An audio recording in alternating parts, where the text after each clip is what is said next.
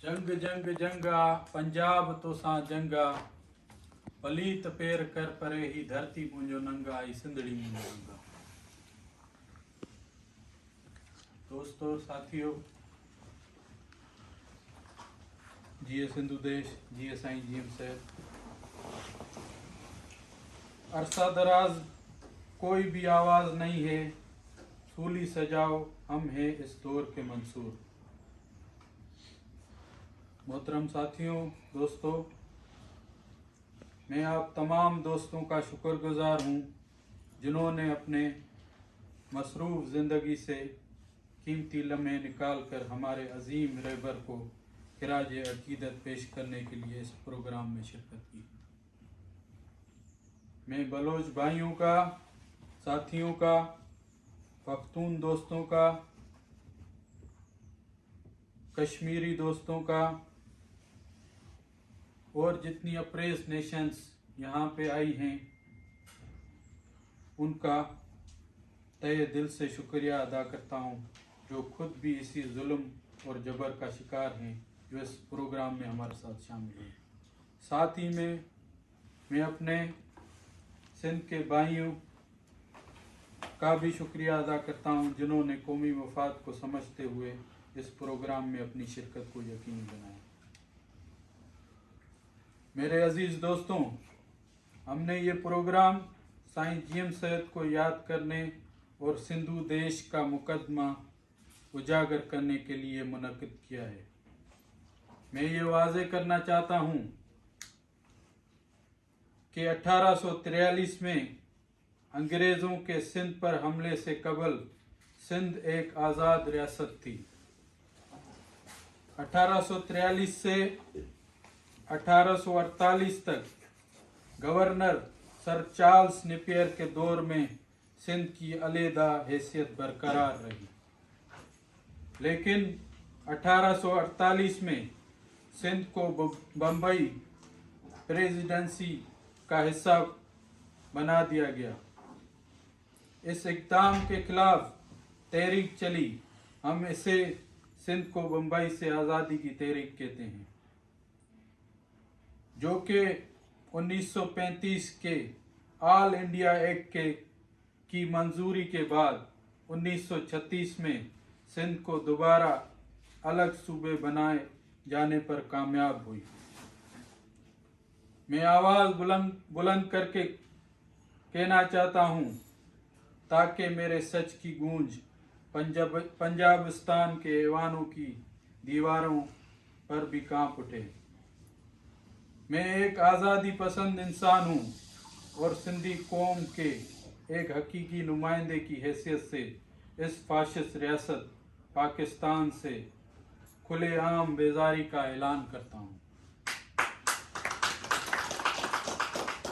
जो हमारी ज़मीन से तो प्यार करता है मगर हमारे लोगों को बर्दाश्त करने के लिए तैयार नहीं है। मेरे दोस्तों, हम सिंधी एक कदीम तहजीब के वारिस हैं। हमारा जिक्र कदीम हिंदू सहीफों यानी वेदों में भी मिलता है और महाभारत में भी। राजा जयद्रथ जो कौरों का बेनोई था, दरअसल सिंधु राज जयद्रथ था। हम तारीखी लिहाज से हजारों साल से अपने वतन के नाम पर पहचाने जाते हैं। हमारी ज़बान, हमारा कल्चर, हमारा तहजीब और वो मुकद्दस दरिया सिंधु जिसकी वजह से हमें सिंधी कहा जाता है, ये सब हमारी शनाख्त की जड़ें हैं। मोहतरम सामीन, जैसा कि आप सब बखूबी वाकिफ़ हैं, जदीद सिंधी कौम परस्त नज़रिए के बानी साईं जीएम सैद की आज बरसी है। लिहाजा मैं चाहता हूँ कि आपको उनके सियासी ज़िंदगी का मुख्तसर मगर जामे खाका पेश करूँ। 27 अप्रैल 1921 को जब महात्मा गांधी सिंध के दौरे पर आए तो सन रेलवे स्टेशन पर इनकी मुलाकात साईं जीएम सैद से हुई। इस मुलाकात में महात्मा गांधी जी ने साईं जीएम सैद को खादी पहनने की तजवीज़ दी, जिस पर साईं जीएम सैद ने फौरी अमल किया।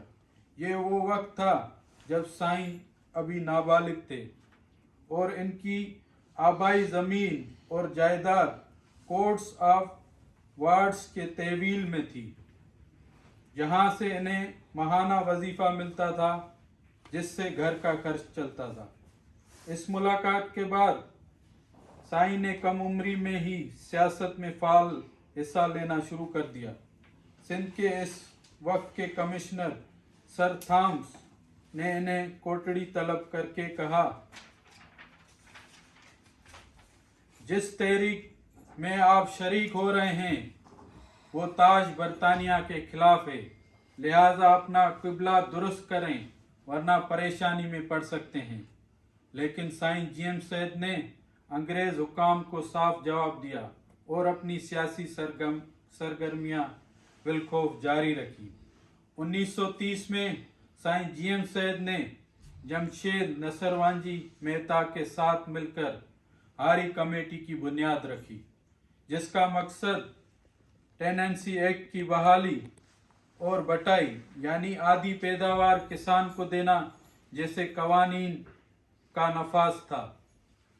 1931 में साईं जीएम सैद की मुलाकात खान अब्दुल गफ्फार खान से हुई। साईं के मुताबिक खान साहब पख्तूनों के सच्चे लीडर थे और इनके सियासी नजरे और जदोजहद से मुतासर होकर 1933 में साईं जीएम सैद ने सिंध पीपल्स पार्टी की बुनियाद रखी, जिसके leader sir Shahnawaz Bhutto, deputy leader Khan Abdul Ghaffar, Allah Bakhsh और मीरा मोहम्मद शाह को मुकर्रर किया गया। 1936 में साईं जीएम सैद ने सिंध इत्तेहाद पार्टी कायम की, जो कि पंजाब के यूनिसेट पार्टी के तर्ज पर एक गैर फिरकवाना सियासी जमात थी। इसके सदर अब्दुल्ला हारून बने। 1937 के सूबाई इंतखाबात में इस पार्टी ने 60 में से 34 सीटें जीती, जबकि बाकी नशस्तें कांग्रेस, आज़ाद उम्मीदवार और दीगर जमातों में तकसीम हुई। इखलाकन हुकूमत सिंध इत्तेहाद पार्टी को बनानी चाहिए थी, मगर अंग्रेज़ों ने आज़ाद उम्मीदवार खरीद करके मुस्लिम पॉलिटिकल पार्टी को हुकूमत दे दी और साईं जीएम सैद को अपोजिशन का किरदार अदा करना पड़ा। ये वही सियासी चालें थी जो आज भी पाकिस्तान में दोहराई जाती हैं। मैं यहाँ साईं जीएम सैद का एक खत पेश करना चाहता हूँ, जो इन्होंने इस वक्त की कांग्रेस सिंध के सदर चौधराम गदवानी को लिखा। ये आपकी खिदमत में तीसरा खत है और ये कांग्रेस ही है जिससे मैंने सूबे सिंध का रोशन मुस्तकबिल वाबस्ता किया है। अगर आज मैं इस जमात की मुखालफत पर आमादा हूँ तो मकसद सिर्फ इतना है कि ये राह रास्त पर आ जाए। कांग्रेस में हर आम और ख़ास के लिए यकसा मुकाम होना चाहिए, ना कि चंद सरमादारों को जागीर बन जाए। मैं चाहता हूँ कि ये तंजीम शख्सी और असर रसूख और गुरोही मफादात से बुलंद हो। ये खत मैंने आपको तंग करने के लिए नहीं लिखा। खुदा आपको समझ दे कि हकीकतों से रोशनास हो सके। 2 अगस्त 1938 को सरदार पटेल और अबू कलाम आज़ाद, जो इस वक्त ऑल इंडिया नेशनल कांग्रेस के सदर थे, सिंध आए और साईं जीएम सैद से मुलाकात हुई। इन्होंने साईं जीएम सैद की बातें सुनी मगर कोई खास जवाब नहीं दिया। इसी साल अक्टूबर 1938 में साईं जीएम सैद की जिना से मुलाकात हुई और इसी साल वो मुस्लिम लीग में शामिल हुए। 7 अगस्त 1942 को कांग्रेस के इजलास में भारत छोड़ो तहरीक क्विट इंडिया मूवमेंट के करारदाद मंजूर हुई। जिना साहब ने इस तहरीक की मुखालफत की और तासुर दिया कि ये हिंदुओं की एक साजिश है जो मुसलमानों के खिलाफ है। यहीं से साईं जीएम सैयद और जिन्ना के दरमियान इख्तलाफात शुरू हो गए। जिन्ना साहब ने 4 बार कहा कि हम साथ नहीं चल सकते और बार बार साईं से कहा कि मुझे कबूल है। साईं जीएम सैयद ने उनसे कहा कि मुझे कबूल है, मगर जिन्ना हमेशा बहस से पहले महफिल छोड़ जाते। साईं के मुताबिक जिन्ना एक आमराना रवैया रखते थे, अपने फैसले सुनाकर चले जाते थे और अगर कोई मुखालफत करता तो वो नाराज़ हो जाते। 16 अगस्त 1942 को बम्बई में मुस्लिम लीग वर्किंग कमेटी की मीटिंग हुई, जहां क्विट इंडिया करारदाद की मुखालफत में वाइसराय से मुआहदा किया गया।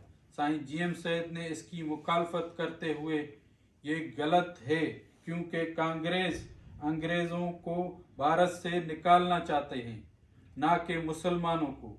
इस पर जिन्ना ने गुस्से में कहा, मैं कांग्रेस से कोई समझौता करने को तैयार नहीं हूँ।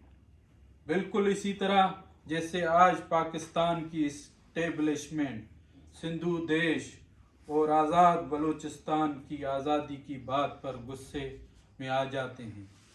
3 मार्च 1943 को सिंध असेंबली में पाकिस्तान के क़याम के हक में करारदाद मंजूर हुई, जहां साईं जीएम सैयद ने तकरीर करते हुए सूबाई खुद मुख्तियारी का मुतालबा किया। 25 जून 1945 को शिमला कॉन्फ्रेंस हुई।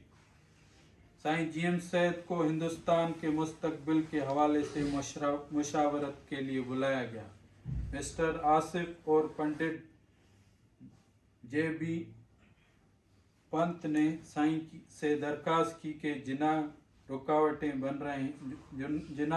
बन रहे हैं, आप इनसे बात करें, क्योंकि अबूरी हुकूमत में मुसलमानों और हिंदुओं को बराबरी की नुमाइंदगी दी जानी थी, मगर जिन्ना वज़्ज़त थे कि सिर्फ मुस्लिम लीग मुसलमानों की नुमाइंदा जमात है।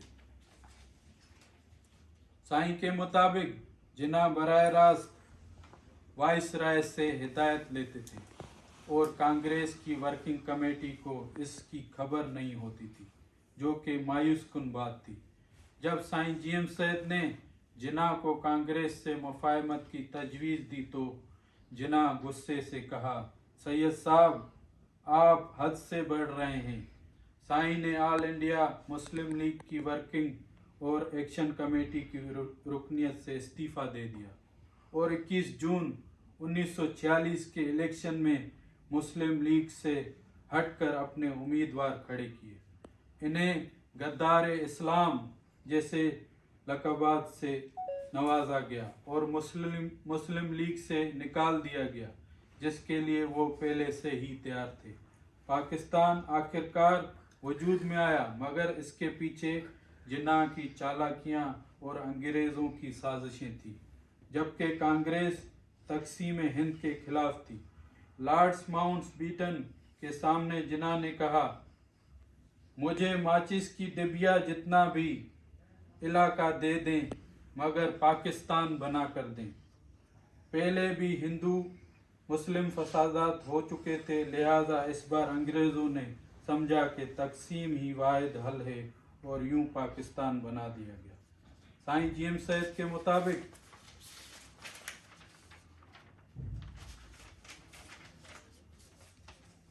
अगर आप जिन्ना की नीयत को समझना चाहते हैं तो किताब तहरीक पाकिस्तान का एक बाग मुसन्निफ मोहम्मद सिंधा के सफ़ा 66 और 67 और 66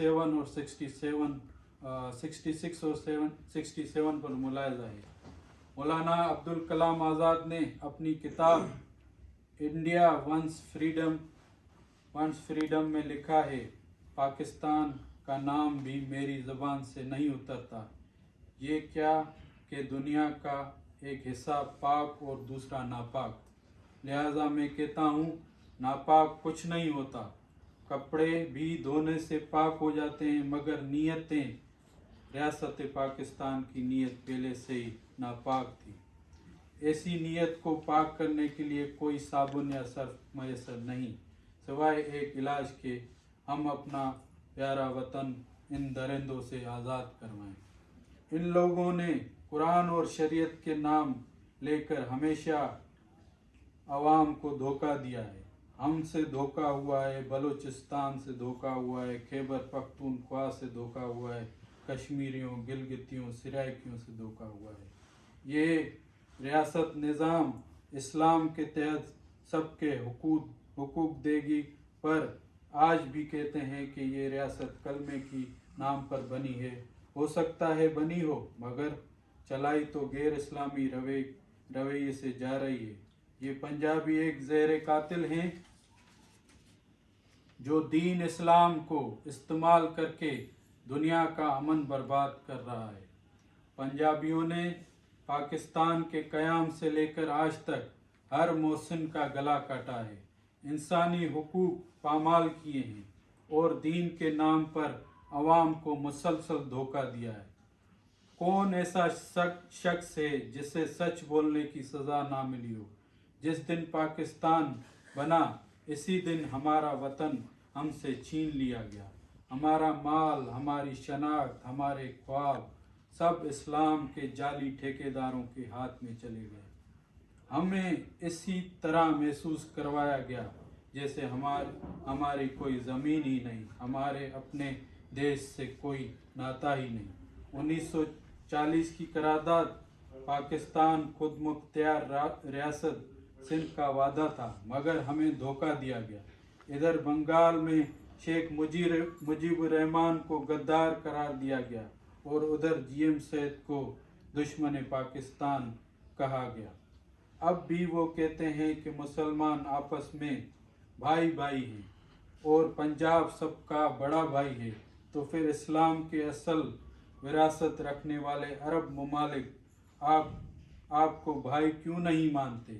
وہ آپ کو امداد پر کیوں چلاتے ہیں؟ اور آپ نے کعبے پر بھی گولیاں چلائی، یہ کون سی مسلمانیت ہے؟ اور آج بھی اسرائیل کو یہ تسلیم کر کے بیٹھے ہیں۔ دنیا آپ کے کردار سے خوب واقف ہے۔ یہ مظالم، یہ ماورا عدالت قتل، یہ جبری گمشدگیاں، یہ سب کچھ ریاست پاکستان کی بد نیت کا عکاس ہیں۔ سائنس جیم سید نے آزادی کا اعلان کیا اور آج سندھ کا بچہ بچہ اس لال کلاڑی والے پرچم کو سینے سے لگائے ہوئے ہے۔ جون 1948 میں ہمارے رہبر سائنس جیم سید کو پہلی بار اپنے ہی شہر سن میں 3 ماہ کے لیے نظر بند کر دیا گیا، اور پنجابی حکمرانوں کا رویہ آج بھی ویسا ہی ہے۔ بس فرق یہ ہے کہ اب ہمارے لوگوں کو شہروں سے ہٹ کر ٹارچر سیلز اور چھاونیوں میں رکھا جاتا ہے، جہاں انہیں تشدد کا نشانہ بنا کر لاشیں ہمیں واپس دی جاتی ہیں۔ یہ لوگ 14 اگست کو آزادی مناتے ہیں اور ہم اسی دن کو اپنی قوم کے لیے کالا دن سمجھ کر مناتے ہیں۔ آج سندھ کے وسائل، کوئلہ، گیس، تیل، پیٹرول، معدنیات سب پنجاب لے جا رہا ہے۔ ہمارا کراچی پورٹ پوری دنیا سے تجارت کرتا ہے، مگر اس کی آمدنی بھی پنجاب کو جاتی ہے۔ لاڑکانہ سمیت پوری سندھ کی صنعتوں کو تباہ کر دیا گیا ہے۔ کراچی میں گینگوار اور دہشت گردی پھیلائی گئی ہے، جس کے بعد پوری صنعتیں تباہ ہوئیں اور کاروبار فیصل آباد اور دیگر پنجاب کے شہروں میں منتقل کر دیا گیا۔ اب ہمارے پاس صرف زرعی زمین اور دریائے سندھ باقی ہے، جس پر بھی قبضہ کرنے کے لیے 6 نہریں نکالی جا رہی ہیں۔ پورا سندھ آج سراپا احتجاج ہے۔ پوری سندھی قوم آج روڈوں پہ ہے۔ پوری سندھ نے 10 دن سے پنجاب کے آنے جانے والے راستے بند کر دیے ہیں، اور ان کی یہ حالت ہوئی ہے کہ یہ سندھ بلوچستان پشتونخوا کے وسیلوں پہ چلنے والا ملک آج پیٹرول کے لیے بھی وہاں سے 10 دنوں میں ان کو پتہ چل گیا ہے کہ یہ لوگوں کو بھی پتہ چل گیا ہے کہ ساری معدنیات سب وسیلے मज़लूम कौमों के हैं। अब बंद हुए हैं रोड, तो जो है वो पेट्रोल के लिए ही पंजाब परेशान है। सिंधी कौम ने सिंध से पंजाब जाने वाले रास्ते बंद कर दिए हैं, जिससे पंजाब में पेट्रोल की किल्लत हो चुकी है। मगर फिर भी पंजाब अपनी कॉलोनियल ज़हनियत के तहत पीपल्स पार्टी को इस्तेमाल करके हमारी कौम को तकसीम करने की कोशिश में लगा हुआ है। लिहाजा मैं आज सबके सामने वाज़े ऐलान करता हूँ, हम रियासत पाकिस्तान को नहीं मानते। हम आज़ाद सिंधु देश के लिए आखिरी हद तक जाएंगे। हम बलूचिस्तान और दीगर मजलूम अक़वाम के साथ लेकर चलेंगे। वक्त आने पर बताएंगे तुम्हें ये आसमां, अब से क्या बताएं कि क्या हमारे दिल में है। जिए सिंधु देश, जिए संग।